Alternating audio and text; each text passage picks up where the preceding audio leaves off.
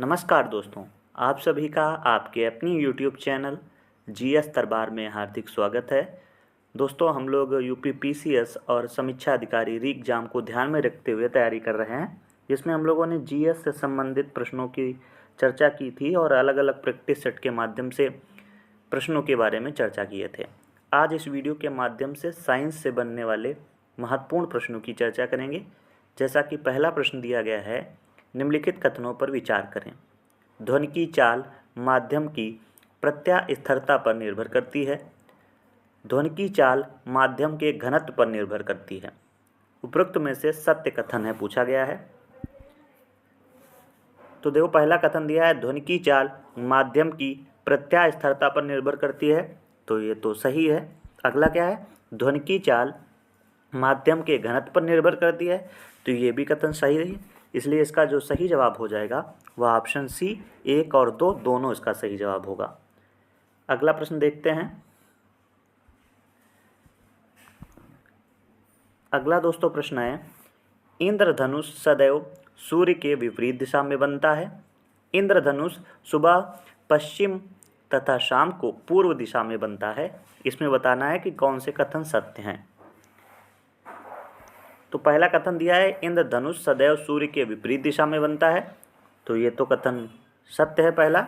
और दूसरा दिया गया है इंद्रधनुष सुबह पश्चिम तथा शाम को पूर्व दिशा में बनता है, तो ये भी कथन सत्य है। इसका मतलब जो है दोनों कथन सत्य हैं, तो ऑप्शन ए इसका जो है दोस्तों बिल्कुल सही जवाब हो जाएगा। अगला प्रश्न है, उत्तल दर्पण से बनने वाला प्रतिबिंब हमेशा होता है आभासी, सीधा, छोटा या उपरोक्त सभी। तो उत्तल दर्पण का जो प्रतिबिंब बनता है वो हमेशा आभासी, सीधा और छोटा बनता है, तो इसलिए उपरोक्त सभी इसका सही जवाब होगा। अगला प्रश्न है, निम्नलिखित में से कौन प्राथमिक सेल का उदाहरण है। वोल्टीय सेल, लेकलेंज सेल, डेनियल सेल या निकल लौह सेल। इसमें से बताना है जो है प्राथमिक सेल। तो सबसे पहले आपको पता होना चाहिए कि प्राथमिक सेल किसे कहते हैं। तो प्राथमिक सेल वो सेल होते हैं जिनका प्रयोग सिर्फ एक बार किया जाता है और उसके बाद में उसका उपयोग करके उसको त्याग दिया जाता है, तो ऐसे सेल को प्राथमिक सेल कहा जाता है। और ये कौन कौन से हैं, तो प्राथमिक सेल वोल्टीय सेल को कहा जाता है, लेकलेंज सेल को कहा जाता है और डेनियल सेल को कहा जाता है। तो 1 2 3 जिसमें है वह सही जवाब हो जाएगा, तो ऑप्शन ए इसमें जो है सही जवाब है। इसके अलावा एक होता है द्वितीयक सेल। वो किस प्रकार के सेल होते हैं, तो ऐसे सेल जिनका प्रयोग एक बार तो किया जाता है, उसका पुनः जो है प्रयोग किया जाए, उसमें एक सेल लगा होता है, उसे जो है द्वितीयक सेल बोला जाता है। और प्राथमिक सेल मैंने क्या बताया है, ऐसे सेल जिनका प्रयोग सिर्फ एक बार किया जाता है और एक बार प्रयोग करने के बाद उसे त्याग दिया जाता है। अगला प्रश्न है, चुंबकीय बल रेखाओं के संबंध में निम्नलिखित कथनों पर विचार कीजिए। प्रत्येक पंक्ति एक खुला और निरंतर वृत्त है। ये उत्तरी ध्रुव से निकलती हैं और दक्षिणी ध्रुव पर समाप्त होती हैं। वे उन ध्रुवों के पास भीड़भाड़ वाले होते हैं तथा चुंबकीय क्षेत्र प्रबल होता है। इसमें से कथन बताना है। तो पहला जो कथन दिया है, प्रत्येक पंक्ति एक खुला और निरंतर वृत्त है, तो खुला नहीं होता है बल्कि बंद होता है, इसलिए पहला तो कथन गलत हो गया। दूसरा दिया गया है, ये उत्तरी ध्रुव से निकलती हैं और दक्षिणी ध्रुव पर समाप्त होती हैं, तो चुंबकीय बल रेखाएं सही है कि जो है वो उत्तरी ध्रुव से निकलती हैं और दक्षिणी ध्रुव पर समाप्त होती हैं। अगला दिया, वे उन ध्रुवों के पास भीड़ भाड़ वाले होते हैं जहाँ चुंबकीय क्षेत्र प्रबल होता है, तो ये भी है। तो इसका मतलब दूसरा और तीसरा कथन इसमें बिल्कुल सही हो जाएगा। आगे बढ़ते हैं। अगला प्रश्न है, फ्यूज तार के संबंध में कौन सा कथन सत्य है। पहला दिया है, इसके पदार्थ का गलनांक उच्च होता है। अगला दिया है, उच्च कोट का फ्यूज तार टिन का बना होता है। इसमें बताना है कौन सा कथन सत्य है। तो इसमें दूसरा कथन जो है वह सत्य, पहला असत्य। क्यों?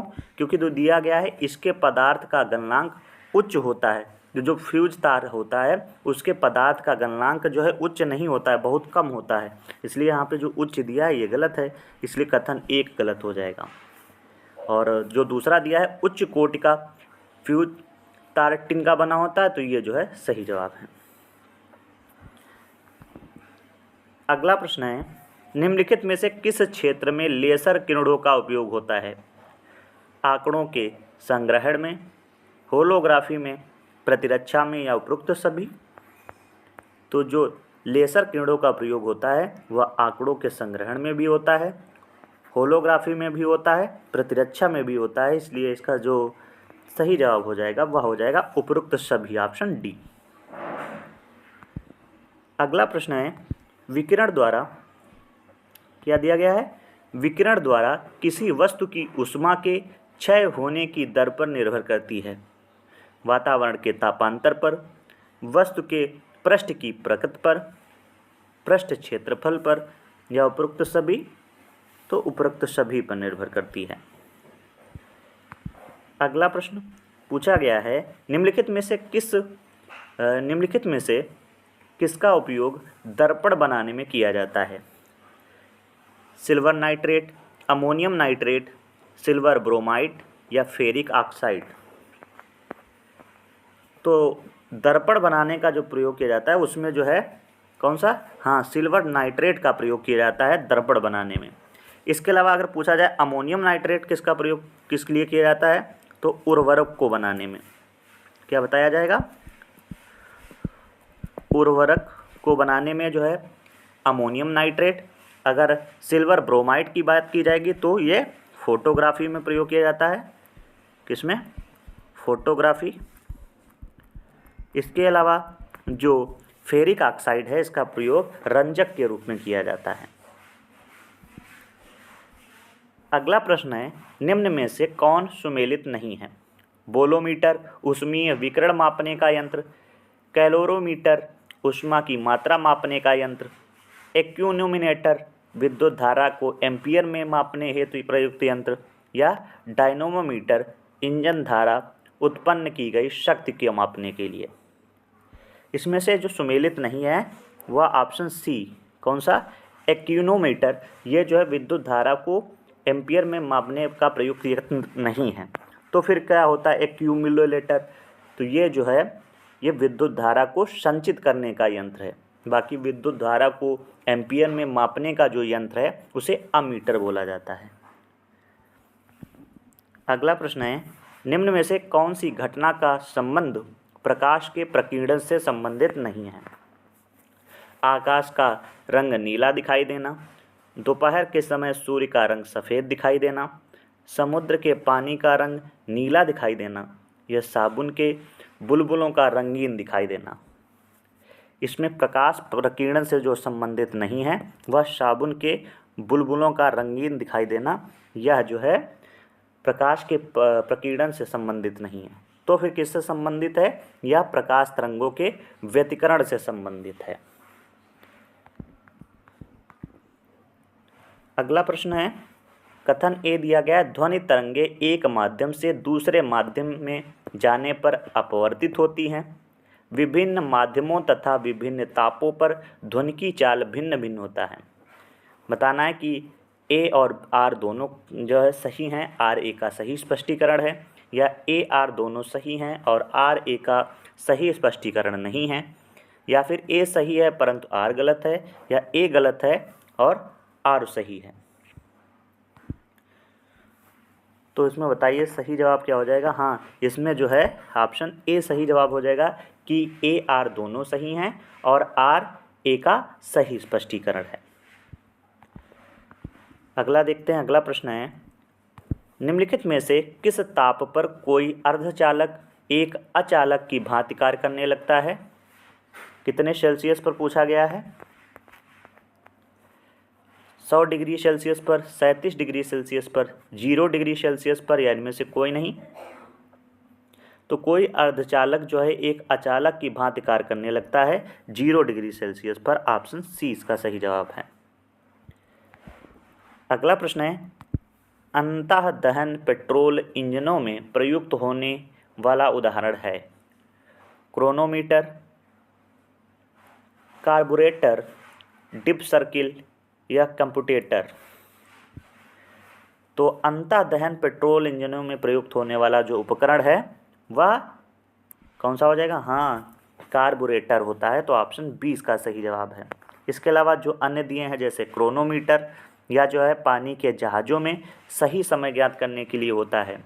इसके अलावा जो डिप सर्किल दिया गया है वह नतिकोण को मापने का यंत्र है। और कंप्यूटेटर जो दिया गया है यह विद्युत प्रवाह की दिशा एवं AC को DC में बदलने का कार्य करता है। अगला है, निम्नलिखित में से सही सुमेलित नहीं है। एक तरफ भौतिक राशि दी है, एक तरफ मात्रक दिए हैं। ताप का केल्विन, विद्युत धारा का वोल्ट, ज्योति तीव्रता का कैंडेला या जो है समतल कोण का रेडियन। इसमें से जो सुमेलित नहीं है वह विद्युत धारा का मात्रक जो है एम्पियर होता है, ना कि वोल्ट, इसलिए ऑप्शन 20 का सही जवाब है। अगला प्रश्न है, यदि किसी वस्तु को पृथ्वी से चंद्रमा पर ले जाएं तो वस्तु का भार और द्रव्यमान अपरिवर्तित रहेगा, वस्तु का भार और द्रव्यमान दोनों बदल जाएगा, भार बदल जाएगा जबकि द्रव्यमान वही रहेगा, या भार अपरिवर्तित रहेगा, द्रव्यमान बदल जाएगा। यदि आप जो है पृथ्वी से चंद्रमा पर कोई वस्तु ले जाते हैं तो क्या हो जाएगा? भार बदल जाएगा जबकि द्रव्यमान वही रहेगा। अगला प्रश्न है, सौर ऊर्जा का मुख्य स्रोत है ऊष्मीय ऊर्जा, प्रकाश ऊर्जा, नाभिकीय ऊर्जा या ज्वारीय ऊर्जा। तो जो सौर ऊर्जा होती है या जो सूर्य से प्रकाश आता है, सूर्य आप सभी को पता है एक तारा है, और तारा कैसे बनता है? तो जब दो हाइड्रोजन आपस में परस्पर संलयन करते हैं तो उनसे बनती है हीलियम, और वही जो है नाभिकीय ऊर्जा उत्पन्न करती है। इसलिए इसका सही जवाब हो जाएगा ऑप्शन सी। आगे बढ़ते हैं। अगला प्रश्न है, दूरदृष्टि दोष के लिए निम्नलिखित में से क्या कारण हो सकता है? नेत्र गोलक बड़ा होने के कारण, नेत्र लेंस की उच्च अभिसारी शक्ति के कारण, नेत्र गोलक की अल्प अभिसारी शक्ति के कारण, या आँख की समायोजन शक्ति खो देने के कारण। तो दूरदृष्टि दोष जिसको होता है उसका कारण जो बन सकता है वह नेत्र गोलक की अल्प अभिसारी शक्ति के कारण। तो ऑप्शन सी इसका सही जवाब है। आप सब कमेंट बॉक्स में बताइएगा कि दूरदृष्टि दोष के लिए कौन सा लेंस प्रयोग किया जाता है।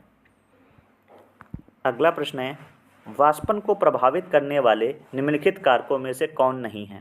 ताप, पृष्ठीय क्षेत्रफल, वस्तु का द्रव्यमान या पवन वेग। तो वाष्पन को प्रभावित करने वालों में से कारकों में से नहीं है, वह हो जाएगा वस्तु का द्रव्यमान। ये जो है वाष्पन को प्रभावित करने वाला कारक नहीं है। इसके अलावा अन्य जो दिए गए हैं जैसे ताप, पृष्ठीय क्षेत्रफल, पवन वेग और आर्द्रता, ये वाष्पन को प्रभावित कर सकते हैं। अगला प्रश्न है, स्टेथोस्कोप किस सिद्धांत पर कार्य करता है? ध्वनि का परावर्तन, ध्वनि का अनुरणन, ध्वनि का विवर्तन या ध्वनि का अनुनाद। तो स्टेथोस्कोप जो कार्य करता है वह किस सिद्धांत पर कार्य करता है? तो ध्वनि के परावर्तन पर। ऑप्शन ए इसका सही जवाब है। अगला प्रश्न है, मोड़ पर चलती कार में बैठे व्यक्ति पर कौन सा बल कार्य करेगा? अपकेंद्र बल, अभिकेंद्र बल, गुरुत्वाकर्षण बल या बल आघूर्ण। तो मोड़ पर चलती कार में जो कोई व्यक्ति बैठा है तो उस पर जो बल कार्य करेगा उसे अपकेंद्र बल कहते हैं। तो ऑप्शन ए इसका सही जवाब है। अगला प्रश्न है, निम्नलिखित में से कौन सा नियम कोणीय संवेग संरक्षण के तुल्य है? केपलर का कक्षाओं का नियम, केपलर का क्षेत्रफलीय वेग का नियम, या केपलर का परिक्रमण कालों का नियम, या न्यूटन का सार्वत्रिक गुरुत्वाकर्षण नियम। तो कोणीय संवेग संरक्षण से तुल्य है वह हो जाएगा केपलर का क्षेत्रफलीय वेग का नियम। ऑप्शन 20 का जो है सही जवाब हो जाएगा। इसे जो है केपलर का द्वितीय नियम भी कहा जाता है, ये भी आप याद रखिएगा। अगर बात कर लें इस नियम में क्या बताया गया है, तो बताया गया किसी भी ग्रह को सूर्य से मिलाने वाली रेखा समान समय अंतरालों में समान क्षेत्रफल पर पार करती है। अर्थात हम कह सकते हैं ग्रह का क्षेत्रफलीय वेग नियत रहता है। अगला प्रश्न है, गुरुत्वाकर्षण स्थिरांक g का मान सर्वप्रथम किस वैज्ञानिक ने ज्ञात किया था? तो गुरुत्वाकर्षण स्थिरांक या कह सकते हो उसको g से जो है संबोधित किया जाता है, तो ये सबसे पहले किस वैज्ञानिक ने ज्ञात किया था? तो कैवेंडिश, ऑप्शन डी इसका जो है सही जवाब है। इन्होंने इसका मान ज्ञात किया था। अगर पूछ लिया जाए कि इसका मान क्या था गुरुत्वाकर्षण स्थिरांक का, तो 6.67 इंटू 10⁻11 न्यूटन मीटर प्रति किलोग्राम, ये याद रखना है। अगला है, निम्नलिखित माध्यमों में किस में ध्वनि का चाल सर्वाधिक होती है? कार्बन डाइऑक्साइड में, वायु में, पारा में या अल्कोहल में? तो ध्वनि की जो सर्वाधिक चाल रहेगी वह जो है पारा में रहेगी। ऑप्शन सी इसका जो है सही जवाब है। अगला प्रश्न है, निम्नलिखित किरणों में किसकी वेधन क्षमता सबसे कम है? अवरक्त विकिरण की, दृश्य विकिरण की, एक्सरे की या पराबैंगनी विकिरण की? तो इसका सही जवाब बताइए। तो इसका दोस्तों सही जवाब हो जाएगा अवरक्त विकिरण की, ऑप्शन ए। दोस्तों इस वीडियो में बस इतना ही रखते हैं। 25 प्रश्न हम लोगों ने साइंस से संबंधित किए हैं। इसके अलावा अभी और आगे प्रश्न है, लगभग में हम लोग 150 प्रश्न साइंस से करेंगे। तो इस वीडियो में बस इतना ही रखते हैं। आप सभी को यह वीडियो कैसा लगा है कमेंट बॉक्स में ज़रूर बताइएगा। और इस वीडियो में कहाँ पे आपको जो कुछ नहीं समझ में आया है तो कमेंट बॉक्स में पूछ सकते हैं। धन्यवाद।